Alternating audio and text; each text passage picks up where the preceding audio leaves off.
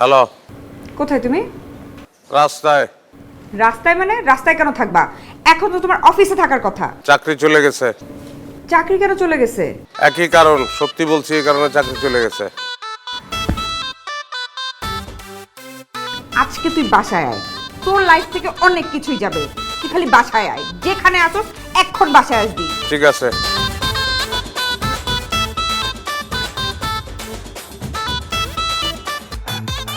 আরে কই যেতেছো তুমি?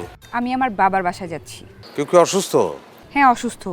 তুমি অসুস্থ, আর তোমার মতো অসুস্থ লোকের সাথে আমি থাকবো না। আমি অসুস্থ কোন দিক দিয়ে আমি তো বুঝলাম না, আমার তো কোনো রোগ নাই। রোগ আছে তো, সত্য বলার রোগ আছে তোমার।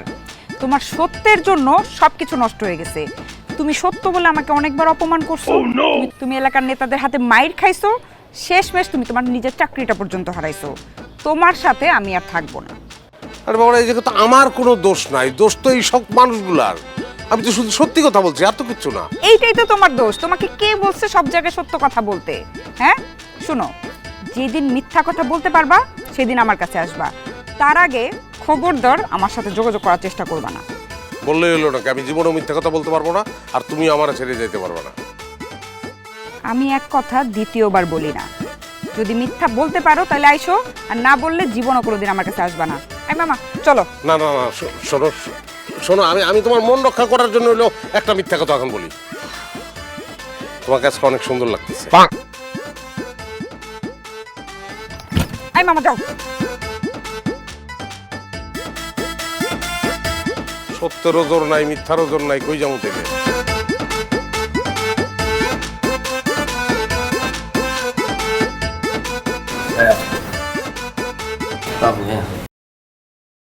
ওয়ালাইকুম আসসালাম।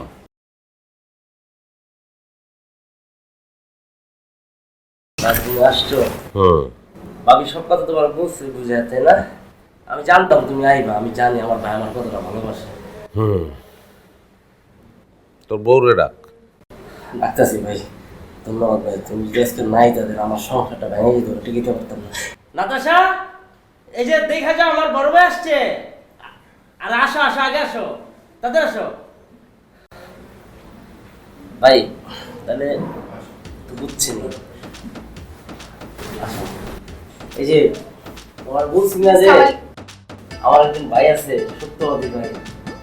উনি আমার সে সত্যবাদী ভাই, ওর নাম সত্য। উনি ওর আপন ভাই থেকে আমার বেশি ভালোবাসে, ভালো জানে, তাই না ভাইয়া? ওয়ালাইকুম আসসালাম। আর শোনো, আমার ভাইয়া কিন্তু কোনো সময় এই জীবনে মিথ্যা কথা বলে না। সবসময় সত্য কথা সত্য বলতে চলছে, এবং আমার সম্পর্কে উনি কখনো বাজে কথা শুনে না এবং বলেও নাই। ভাই ওই যে একটা মেয়ের কথা বলছিলাম তোমাকে, ওই মেয়েটা ওনারই আপন ছোট বোন, আমার ফুফাতো বোন আর কি। ভাইয়া তারা নিয়ে আসতে পারতা। আমার কোনো বোন নাই। মানে কি ভাই, ঘটনা কি বলেন তো? সে জন্ম থেকেই প্লে বয়, এবং আমরা তার কারণে জন্ম থেকে জ্বলছি। সে যখন ক্লাস 3-তে পড়ে তখন পাশের বাসার 2-তে পড়া একটা মেয়ের নিয়ে পালাই গেছিল। এই পর্যন্ত 33টা ঘটনা আমরা জানি। অতিষ্ঠ হয়ে গেছি আমরা। তার পড়াশোনা হয় নাই, যথেষ্ট মারধর করা হয়েছে, এবং এক মেয়ের বাপ কেস করছিল, সে কারণে সে জেলও খাটছে। পরিষ্কার খারাপ ছেলে। যদি বাঁচতে চাও ইমিডিয়েট তাকে তালাক দাও। তালাক দিয়ে নিজে একটা সুখের সংসার খোঁজো।